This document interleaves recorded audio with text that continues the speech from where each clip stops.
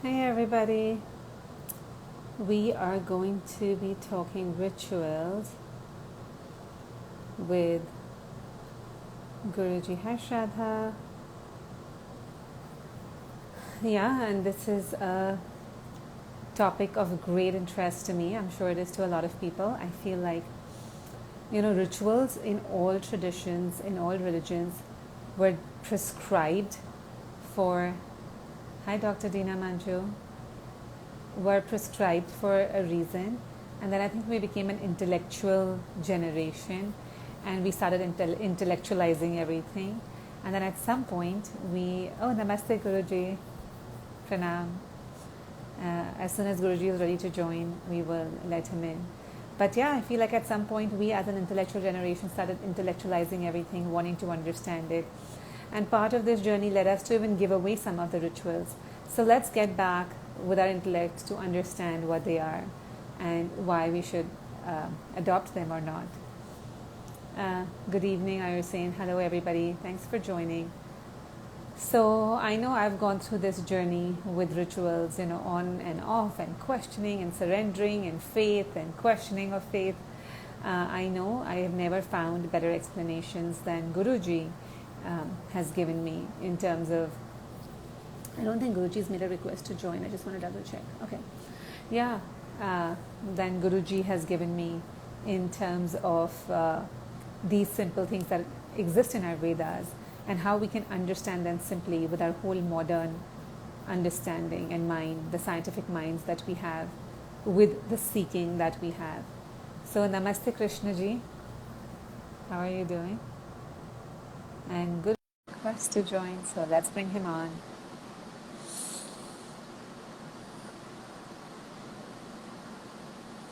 Namaste Guruji. Namaste, how are you? Very well, Guruji. Pranam. How are you doing? Fantastic. Are you all still in lockdown? Yeah, of course.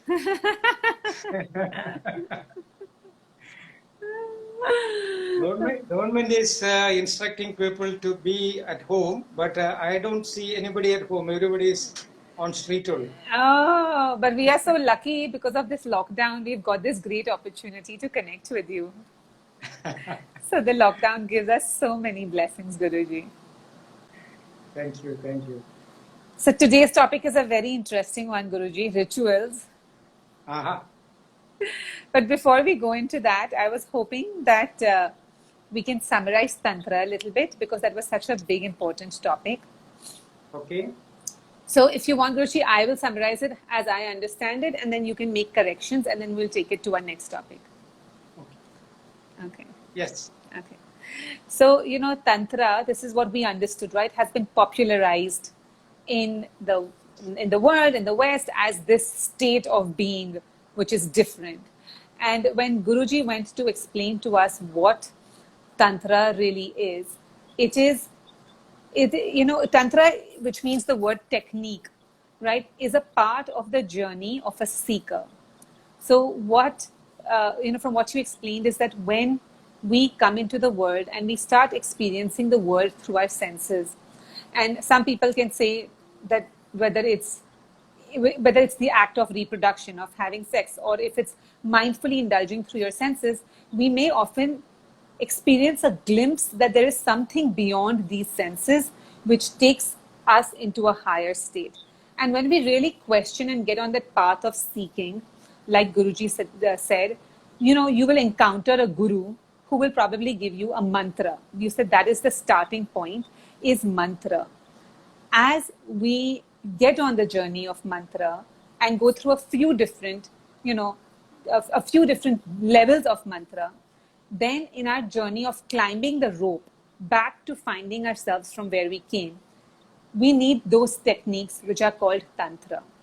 And essentially, those techniques are those which really unite us with the cosmos and give us a glimpse of who we really are and where we really came from. And again, like Guruji, you said, on this path that we go, we also need, more tools. Like all the symbolic gods and goddesses that we have, all the idols hold some tools, and that's yantra. So it becomes, the whole Tantra is a part of a journey of exploring ourselves to understand where we came from. And that's where we really go. And in between, we take this whole sensory worldly journey. And even in that, to find moments of unity is what will keep us seeking more. Yes. Correct. Okay, good. But I can summarize with a few more points. Yes, please, which Guruji. we already discussed. The ultimate aim of yoga sadhana, yoga practice, is awakening the Kundalini, explore the inner potential. We have tremendous potential within. That means universal potential we have, because we are that in reality.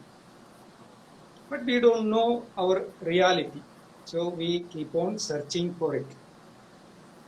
So when Kundalini is awakened, everything is beyond explanation, incomprehensible experience.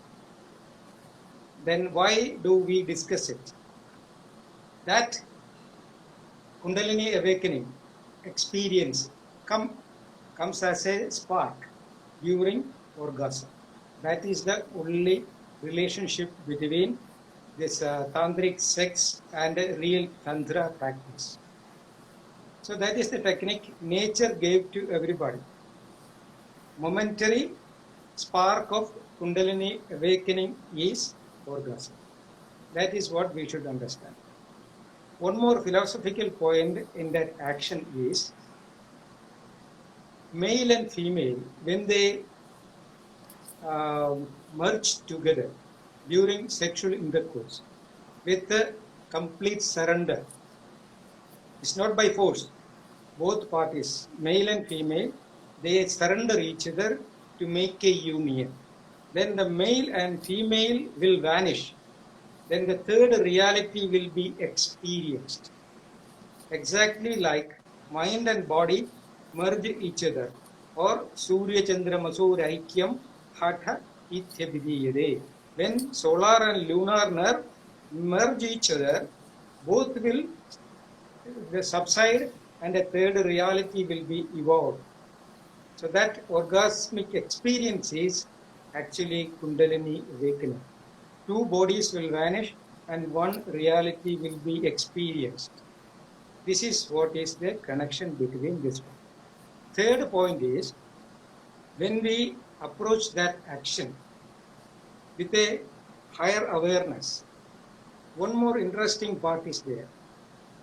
Everybody is having two realities within. I, as a man, contains a body within. This is what is called Ardhanarishura. Lord Shiva is having one manifestation as Ardhanarishura, half male and half female. We all are created like that. My right side is masculine, left is feminine. As I told you earlier, right side is always for unification, unity, left is for utility. So we always contradict with the unity and utility. But during this act, that will vanish, and I will find my lady within. It's an amazing experience. A lady will find her man within herself.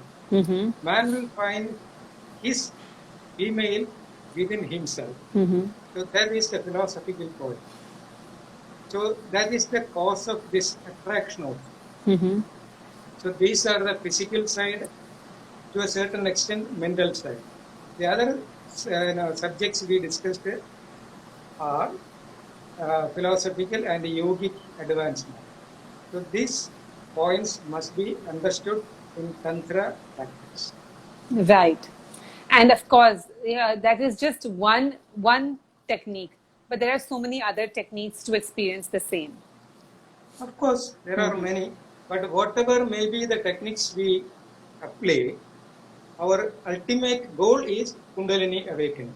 Yes, whatever techniques we use. So Yes. somebody has a very interesting question, Guruji, and she says, then what about Brahmacharya importance? Can single people not experience Kundalini? Can? which Single people people single. not experience Kundalini. Of course, when we hold the breath, actually this is what is happening. When we reach certain level of retention, the throat lock, this navel lock, and the anal lock, Jalandhara Bandhana, Uddiyana Bandhana, Moola Bandhana occurs together. Then the Mahabandhana will happen. During the time of Mahabandhana, definitely the Kundalini will be awakened. Single people can do that. But there is a confusion with the chaste and celibacy and brahmacharya and this practice. Certain level, when we practice certain mantras or when we reach to certain level of Kundalini awakening, this sexual activity should be avoided completely. That is a part of practice, not for lifelong. Like when we take a particular medicine, there will be an instruction, this kind of food you should not use. Like that. There will be a discipline. That's Yes, yes. So what Guruji says that's not, we're not exploiting that. That he's just explaining that is a moment that occurs where you can experience Kundalini awakening, but that is not the only way. The reason why I think Guruji explained that to us is because in the West, that's all that it's become about. It's only become about that. So Guruji wanted to explain to us, I think, why at this moment, why has this become relevant here, is because that is a moment where the energies fuse and a third reality emerges, which is beyond yes. our comprehension, which is really that experience. And that, to be said, doesn't mean that that's the only way or that's what you have to go through. There's, like the Yogic Shastra has a full protocol that we can follow and let the universe just guide us naturally, Yes. one step after the other. True. Okay. So now, Guruji, should we begin our next topic of rituals? Yes. Okay. So, Guruji, we're going to start with a very basic question, right? And what I would also like to do is, at some point in this, go over some of the rituals, whether it's ringing the bell, whether it's tika, whether it's diya.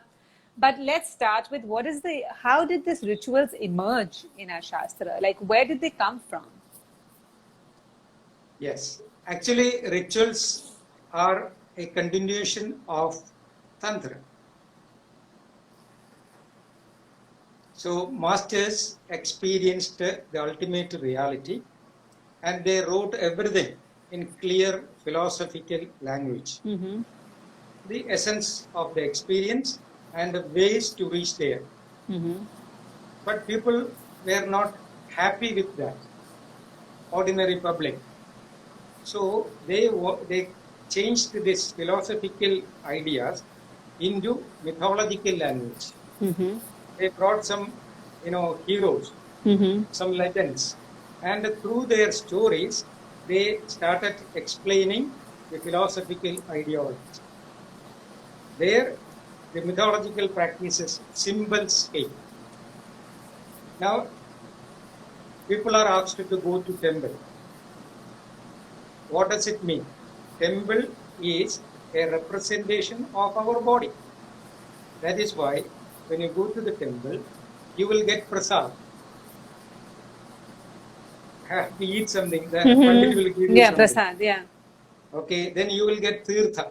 Some water will be given. Uh-huh. With a great, devotion, you will collect this one and drink tirtha and eat the prasad. And there will be Deeparadhana, some flames. Diyas will be given in front of you and you will experience the heat.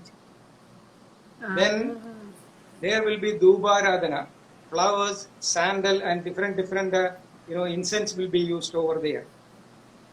And there will be a mantra or a bell. What does it mean?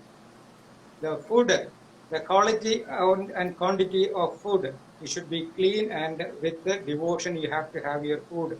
Earth element, water, tirtha, water element, the quality and quantity of water you have to have. Then the quality and quantity of heat you have. That is Deeparadhana. Quality and quantity of breath you should have. That is Dhubaradhana. Mm-hmm. And the bell, mani or mantra is the frequency which will support your quality of sleep. These are the 5 methods through which you have to clean your elements, basic elements. Bhuda Shuddhi. In Sanskrit, it is called Bhuda Shuddhi. Pancha Bhuda, 5 elements has to be cleansed and harmonized. This is the symbol. But if it is advised to an ordinary public, they say, okay, master said this or scientist said. But they were not ready to obey. Then the masters brought God in between. In the name of God, they were advised to do that. So they go with a different frame of mind. Where devotion comes, devotion is the outcome of fear and weakness. If I am unable to do something, I will search for a help. And if help is superhuman, then significance of God comes. Another interesting part I noticed is, see, there is a particular ritual called Danda Namaskara. We have to lie down on our chest and stretch our hands completely and touch the forehead on floor. Like many times of Danda Namaskara you have to do. Actually, it is a complete stretch for the body. Anybody who is practicing Danda Namaskara religiously, they never complain about the cervical spondylitis and the frozen shoulder and lumbago. I can assure that. So many things are made into rituals for the benefit of the public. That's all. Right. So, Guruji, that makes sense, because when the masters experience this reality, it is a subtle reality. It is a Yes. Sukshma reality. To understand a subtle reality, you need a subtle mind. Since the whole masses are living in this gross, sthula world, the only way this could be communicated is through, at a gross level, saying that, okay, you want tangibles, we'll give you tangibles. And in that, Yes. that's why these rituals were kind of created with the mindset that when you're conducting them and and you understand them, you understand with each Panch Mahabhut, with each Mahabhut that you're performing the rite, whether it's prasad, you are kind of giving yourself a reminder of how you are to interact with this Mahabhut in your life. Yes. To eat Of course. mindfully, to consume fluids mindfully, with heat. So it is all mindfully done as a reminder. It's like a little checklist reminder book when you go to the temple.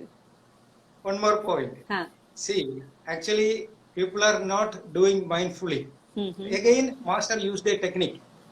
See, the basic qualification for yoga practice is renunciation. You have to give up everything. It's called parityaga, complete renunciation. Then only you will be upgraded or you will be eligible for higher consciousness. But it is very difficult for an ordinary person to practice by himself. So what masters did, when this person goes to the temple, it is advised that, or it is affirmed that there is a God. God is the owner of everything. So this guy is going there thinking that I am nothing in front of God. I have nothing. The whole owner of everything is the God himself. So he is unknowingly getting the effect of renunciation. Samarpan. So he surrender everything to God, to the God, Almighty God.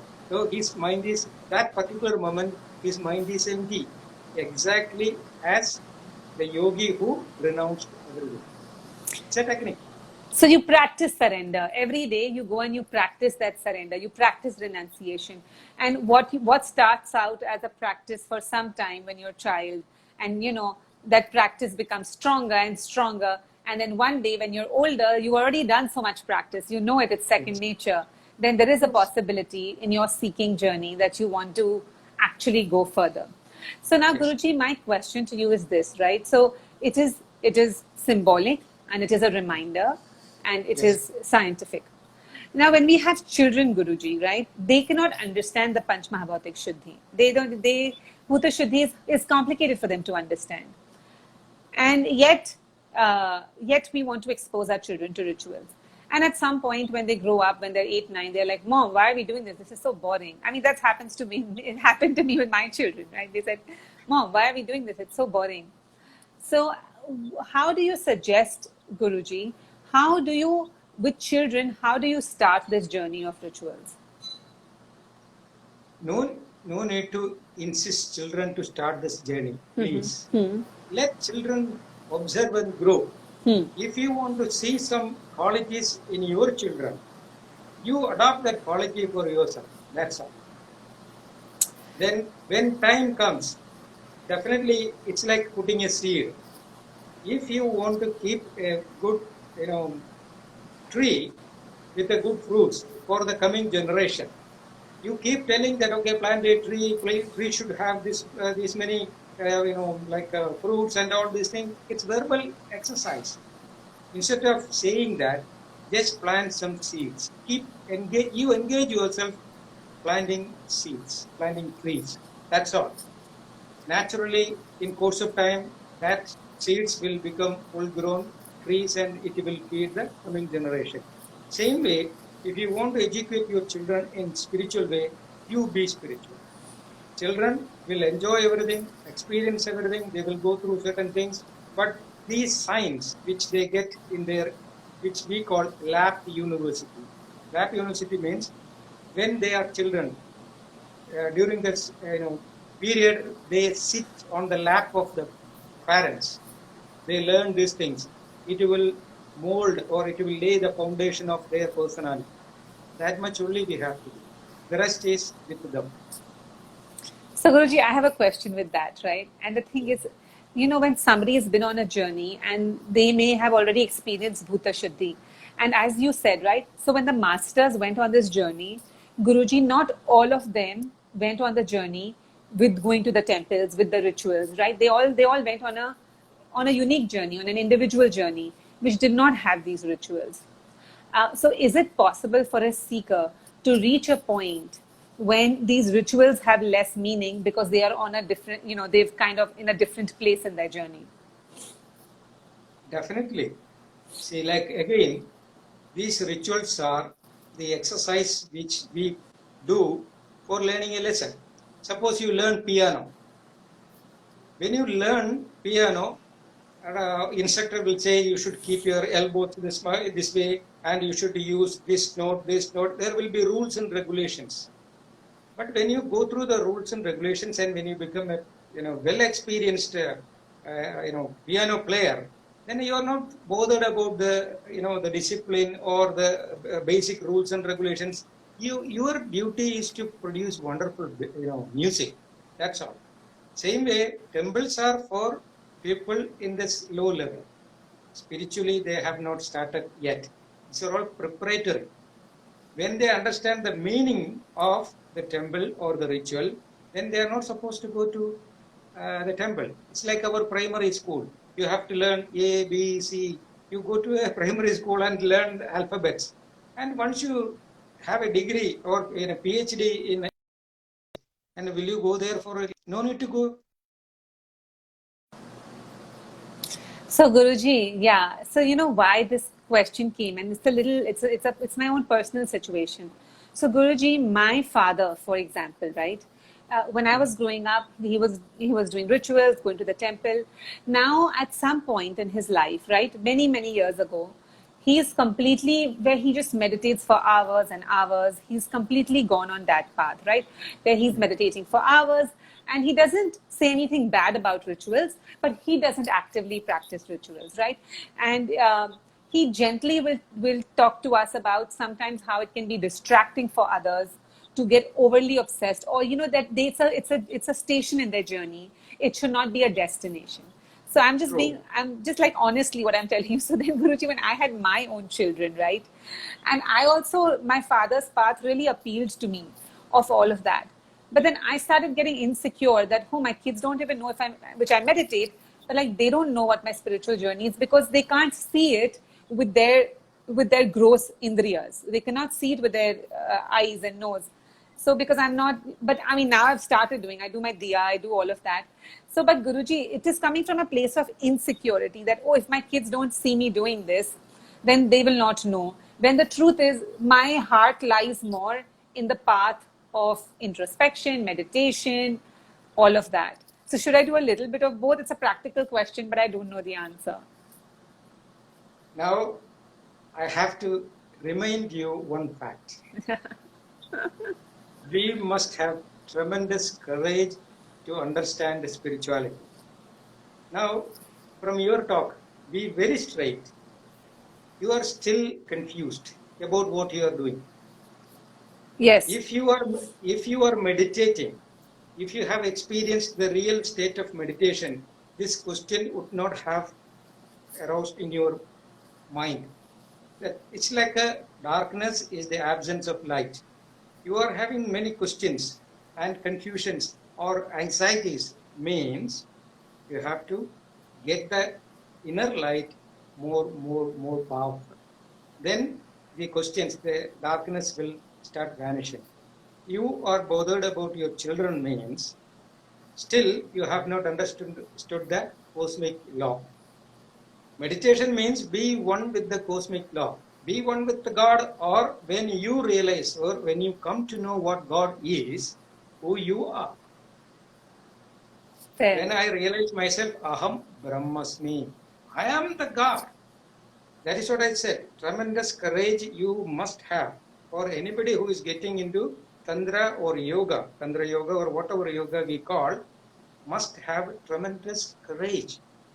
We are not, believing in something. We are searching for something without any compromise. When the moment we find it, we become one with that, or we transform ourselves into that. You are what you know. If you know God, you are God. God must not have a question unanswered.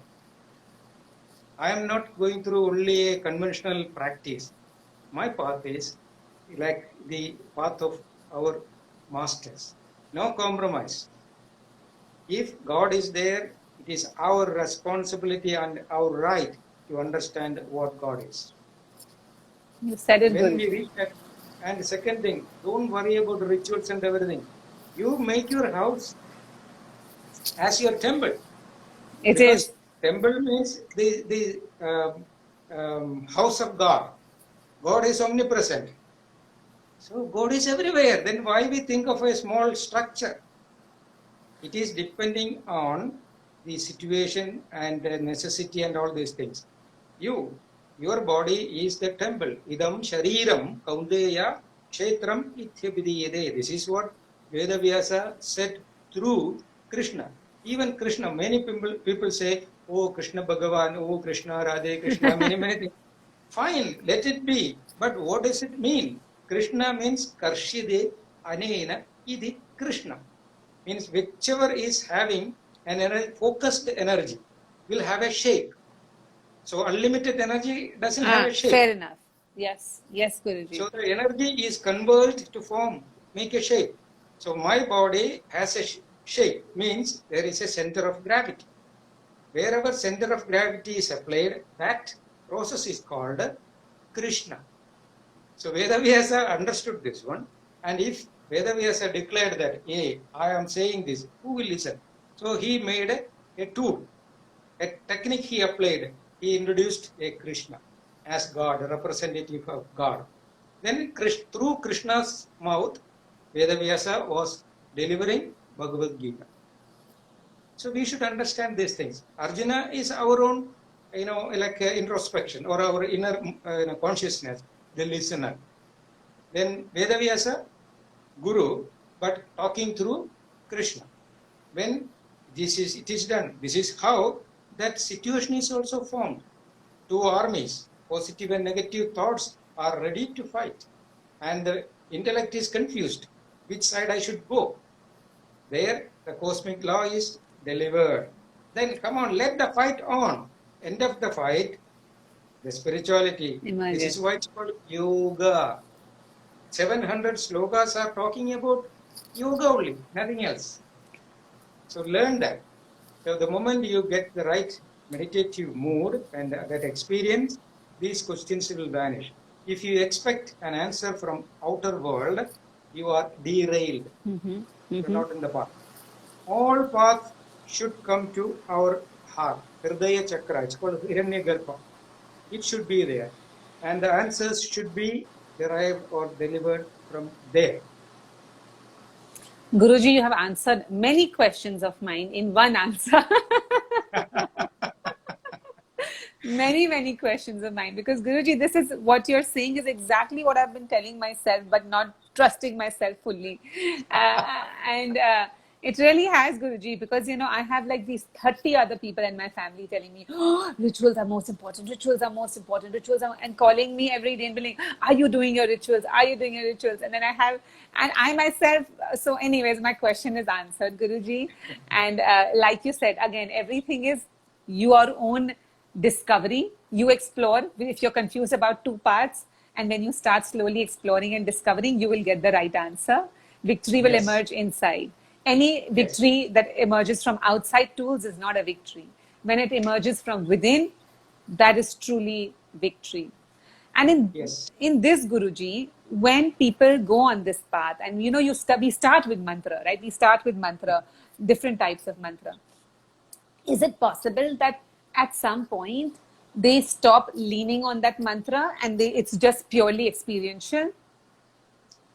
See, as the systematic and scientific practice or sincere effort is applied, nature will react.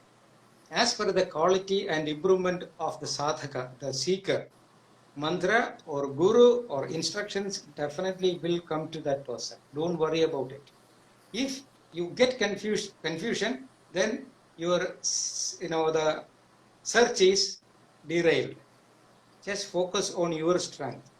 The mother nature is so keen to take care of her babies. Nothing to worry about that. Yes, Guruji. Either mantra or tantra or yendra or whatever it is, tangible or intangible, everything will come. As per the necessity, things will be delivered. This was my experience. And Guruji, that is becoming my experience, that you're giving me the answers exactly for me and for so many others who are listening, that you're right, Guruji. And all we did in quarantine is create that desire and curiosity to know ourselves, and then the world presented. So that's a beautiful answer. And I want everyone to really listen to this and understand this, that when in confusion of what to do and what not to do, we need to again surrender to our own curiosity of wanting to know who we are, of starting at that point. And, like Guruji said, Kumbhak or retention is a great place to stop sensory activity and really go within, as well as introspection, chitta vritti nirodha. And whatever needs to come will come. Whatever needs to spill away will naturally spill away. There is no external prescription required. The moment we keep on looking for an external prescription, and our our target is missed. So just hold the breath. Our intention is to arrest the functions of mind. Then only the answers will be revealed from within. So never look forward for an answer from outside. Guidance will come, let it be. But our effort is the primary, concern. That's all. Excellent, Guruji. That is such a good answer. And so, Guruji, I want to just take this one question, right? So, Megha asks that sometimes, due to our situation, quiet time or taking some time becomes difficult, which I cannot imagine, Megha, because we just wake up early and do it. That's how I look at it. But let's see what Guruji has to say. Due to our situation, this quiet time becomes difficult. What do we do then? No, that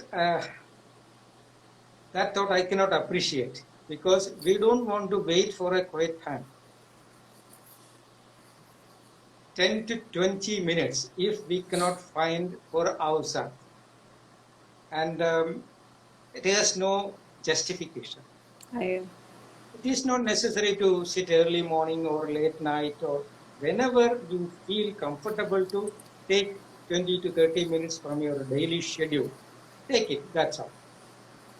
Megha, with a baby, even when you're nursing, when you're putting the baby to sleep, right, Guruji? That's what I did when I had a baby. Every time I was nursing or I was putting the baby to sleep, I started observing my breath, even though I couldn't do a full kumbhak. And I know it really, really helped me. But I started observing my breath, or even before I was sleeping. And that even helped me, I think, cope with the challenges that come with having a young baby. True. If you are sincere to your practice, I can assure you that even a newborn baby will feel the mother's requirement. If For you are sure. sincere in your practice, that you will recognize when will be the baby is getting the sleep time. I knew from my mother, my wife, she knew the routine of the child, when she will wake up, how long she will sleep. Everything was clear for my wife when we had our children in their young age. So it is very simple. Yes, like Guruji said again, it is the desire to want to do Yes, it, and that yes, desire makes it all possible. yes. Right. Okay, so now Guruji, I'm going to take a couple of other questions because people have a lot of questions. And let's see this one. What exactly is meant by surrender? Surrender means understanding or accepting the supremacy of the law of nature. Many people think surrendering means just give up everything to somebody or some ideology. No, just open your five senses and question your senses. You cannot see everything what you want. There are many things which are beyond our eyes. Same way, only 20 to 20,000 hertz frequency we can just hear. Above and below, how many are there? Countless. Our nose, tongue, skin are very limited to understand the nature's abundance. So what we should do, understand and accept that law of nature. Even I cannot think, I process a thought without the consent of the mother nature, because continuously oxygen is supplied, and if I am not getting oxygen more than 2.5 minutes, my brain will stop functioning. It means I will lose my identity even. So nature is so careful to provide oxygen without even fraction of second. It is continuously supplied. So understand that there is a law which is each and every molecule in this nature. Understanding is called renunciation. We cannot possess anything. Everything is possessed by the law of nature, Mother Nature. That is the meaning of surrender. Yes, that is lovely, Guruji. And it takes me back to the point you said, and I think about it so many times nowadays in the day, that when energy becomes dense and thick, it becomes tangible. I mean, it takes form. So anytime we feel resistance in our life, or we feel tight and insecure and fear, and it's such tight energies that something will manifest related to that, you know. But surrender is the opposite of that. It's letting those energies loose free, because you know that there is a bigger order in the universe which is doing its work, which is already happening. And all we need to do is kind of just go with that flow rather than trying to stop flow, Like, Guruji, I moved into this new apartment and everyone told me, "Oh, Nidhi, you're so naive. You're not shrewd. Oh, people will charge you more. People will do this and people." And Guruji, for a few days, I became so tight in my energy, and everything in my life was felt like stuck. But then I said, you know what, this is who I am, and I trust nothing bad has ever happened. And what happens has only taught me. So one day I decided to just let go of that feeling. And I feel what you said, right, Guruji? The day, for a moment, for few 3-4 days after moving, I was so like uneasy. And the minute we surrender, like magic begins. Yes. See, if we observe ourselves, we will come to know we cannot hold something beyond certain limit. Many are not, looking inside. Always they engage themselves to connect with the external world. That is why they miss their ability. If we spend little time, as I told you before, 20 to 30 minutes, we spend for inner observation. That introspection will teach us how to manage yourself. This management is the key for success. Nothing else. So if you get an assurance from within that, nothing is permanent. Which molecule is permanent in your body? Each and every moment, millions of cells are dying and millions are producing as new cells. So that's why it's called Sharira. Shiryade. Anena idi Sharira. The thing which is continuously changing. It's called body. In Sanskrit, it is Sharira. So in this continuously changing, structure, what we can hold, everything should keep on changing. Otherwise, where it will end? So it's only a wrong concept which is tying us, which is giving you or which giving us, tension. Just release it. The inner understanding will make everything possible. Absolutely, Guruji. So now my new mantra is that if it feels heavy, it's the opposite of surrender. If it feels so heavy in my heart, if it feels tight, it's probably the wrong answer. If you feel heavy, immediately you tell yourself that nothing is permanent. Yes. Nothing is permanent. This is what I do. As a human being, when I go through these ups and downs of this external world, even though I know everything within myself, I am not totally detached from my material life.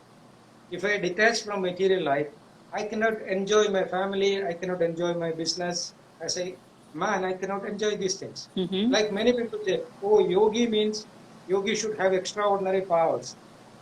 If I want to maintain a different power which is not available for ordinary people, I should give up this ordinary level of consciousness also.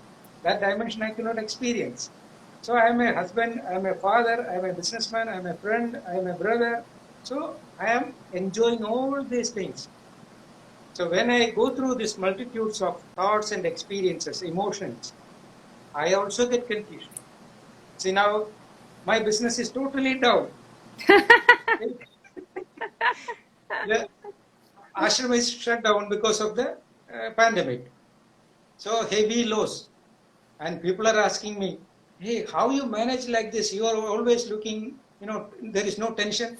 I said, what is the benefit of being tensed? See, I tell myself, nothing is permanent. So when I get a disease also, if I get a headache, I tell myself, yes, nothing is permanent. So I keep on doing my schedule. Then naturally, within few hours or few days, things will change. So this is what everybody is keep in mind. Anything comes in front of us, either as a pleasure or pain. We should learn to tell that. When we are so happy, we got something special, we should not be carried away with that joy. We should tell ourselves, yes, other side of the happiness is pain. So even though it's very nice pleasure, pain is the other side. So nothing is permanent. When a severe pain comes, you have to say, this pain is not permanent. Other side of the pain is pleasure. So this is the way we have to balance. Otherwise, you should go to Nirvikalpa Samadhi, where this duality is not applicable. That time, this material world is not relevant or recognized. Great. So when you're in the world, we are going to experience, we are going to witness, we are going to encounter some level of duality, and it is our job at that point to just look at it like the tide of the ocean, that it rises up, it rises down, it rises up, it rises down. And then we are just sitting on the beach and watching it when we're in the sansar. Because that's a choice we make when we live in the sansar. We kind of make that choice that I will live in the world. And when I live in the world, this is going to happen. And I'm just going to witness it. Okay, so Guruji, I'm going to take another question, if that's okay. So this is a very, very good question. Is that, Guruji, now in the new age spirituality is all about manifestation in your world. Oh, I want this job, I want that. And people are working on manifesting, and it works. The manifestation works. But what is your thought of that? Also, things like crystals, people are using crystals. And of course, like even I'm wearing these 2 rings, which my kaki gave me to wear, right? My kaki said, wear them. I wore them. So what is your thought on these 2 different aspects? If you are not confident about your inner energy, then you will be leaning to these kind of external things. See, even I am not wearing my wedding ring. Many people ask, even my wife also was asking. what is my role in your life? And I asked a question back. You are, living in my body. Then do you need a symbol for my acceptance? Then she said, yes, you are always having answers like this. You do whatever you like.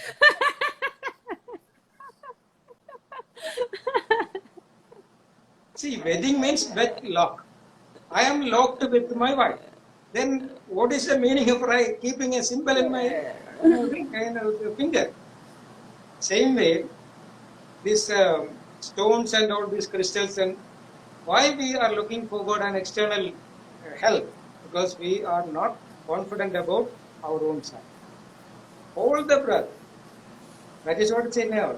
Indriyanam manonada manonadastu maruda. Marudasya layo nada sa layo nada mashruda. Everything is the cosmic sound. You can dissolve yourself into that cosmic sound. Explore Brahma through prana, maru. Hold the breath. You believe in your breath. Then everything will complement you. But if you are not getting that confidence, even you wear 12, stones, or how many are there? I think nine. 9 are there, yes. Navratna. Yeah. Navaratnas. Yeah. I don't know what is talking about this. Okay, it's a good business. Let it be. Many people think if you wear this stone, you will get more benefit. That stone will bring another one. See, again, I am telling you, this is only a symbol. It's like if you want to teach your small child addition. So, child is not picking up properly. So, you applied a technique. You brought 10 chocolates and asked the child to show both hands. You kept 5 over there, 5 this here. Then child is okay, 5 in my left hand, 5 in my right hand. Then you ask the child, okay, now you mix it together.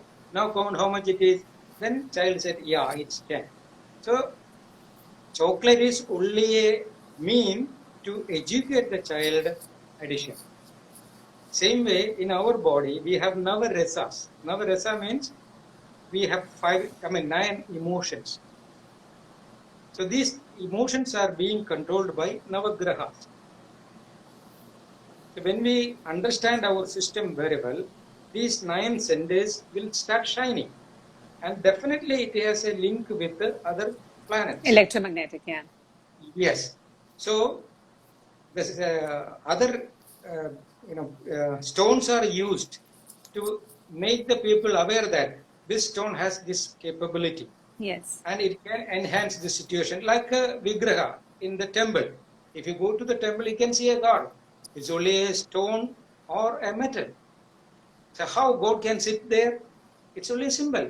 Absolutely. That is why it's called Vigraha. Visheshena Grahiyate Idi Vigraha. So that idol is containing a message. That message should be understood properly. Then later it should be adopted.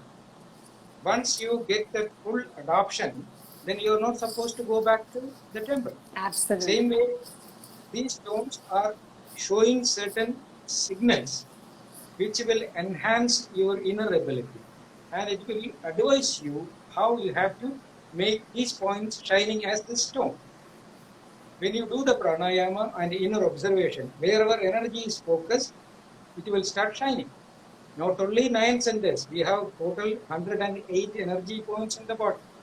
So when we activate this one, in connection with this activation, other planets' power will be increased. The effect will be increased.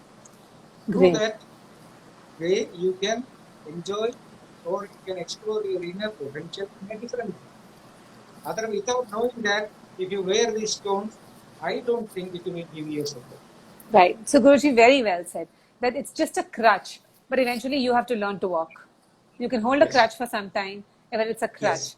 Unless you awaken your own power, unless you do. So it's all back to that these are all paths on the journey, But at the end of the day, nothing is valid unless you really awaken it from within. True. One more thing you keep in mind.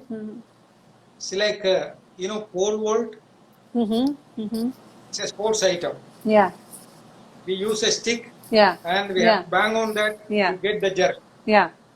So all these attempts or teachings are like pole vault. Mm-hmm. So we have a target. Mm-hmm. In an ordinary way, we cannot cross it. Mm-hmm. So we use the pole Mm. to get a good jump. Mm-hmm. The technique is we have to move back, understand the technique, learn properly, prepare our body for a proper jerk, then come with the full pace and apply technically and get the jerk. But many times we should try. The moment we feel we cross the bar, what we have to do? Let go of the pole. Immediately we have to give up the pole. Otherwise, never we succeed. So all these rituals and our teachings and everything are like the pole. The moment we feel we achieve the target, first we have to do is give up that. But people are not educated that they think, okay, jumping is the only thing. They completely forgotten about the target.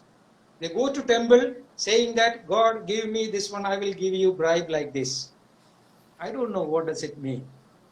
The whole life they will go to temple or church or mosque or wherever they go, but keep on talking about God without knowing what God is and where He is sitting. So again, we come over here as religion. Religion is becoming a bondage. Why? Because they are not realizing the fact behind religion. I'm just imagining in my mind, Guruji, taking that pole, climbing and falling back, climbing and falling back, but never making the leap. And that's the visual in my mind, that's what we are doing. We're just playing with that pole back and forth. But to make the Yes. leap, we need to, like you said, I like that you got to sit back, look at what you're trying to do and what preparation you need to do that. So that Yes. when you go on your path, you just make. Wow, that was a great analogy, Guruji. With my particular background, with 50%, 80% of my family, ritual, ritual, ritual, ritual, and 20% of my family, inner exploration, inner exploration, inner exploration. This, I want my entire family to listen to this because you've clarified so many points. So many points, Good. Guruji. Thank you so much. Good. We're going to take a couple of more questions, Guruji, before we have to go. Somebody is asking, Tattva 641 is asking, can you talk about rituals like homas or visiting powerful temples like Tirupati, right? They're so sick. Oh, you have to go to Tirupati Balaji or you have to do a homa. And, yagyas are really big in Ayurveda as well. So can you talk to that a little bit? See, again, it is clearly written in our Upanishads. Yajna means, technical inner meaning is giving up, renunciation. There is an Upanishad called Katha Upanishad. In that Upanishad, a boy, Nachiketas, was searching for the god of death. So he went to Yamaloka. Yamaloka means where the god of death lives. Usually what is happening?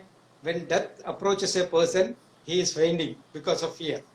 But in this book, this boy is very courageous and he is really keen to know what is the technique of death. So he went to Yamaloka and waited there for 3 days. When Yamadharma, the god, came to know that boy is approaching him, Yama started running away from him because if the time is not proper, even death cannot be in action. So when the seeker approached death, the god was running away from him. Then finally, anyhow, after 3 days, God was forced to reach this boy, and the story continues like the conversation between the Yamadharma, god of death, and this boy. So first he will ask, what is the secret of death? Then the god is saying this, see boy, I can make you the emperor of earth, but don't ask this question. See the temptation. So, but the boy will say, see, if I can become the emperor of this earth, but when my body falls, what is the use of my throne? So I want to know what is after this body fall. Then finally, the god is explaining the secret of death. That is the whole essence of the book. And in that book, he is saying this: understand the technique of fire, the heat within your body. See, according to modern science, it is very easy to prove that the fact, the energy behind all manifestation of matter is fire.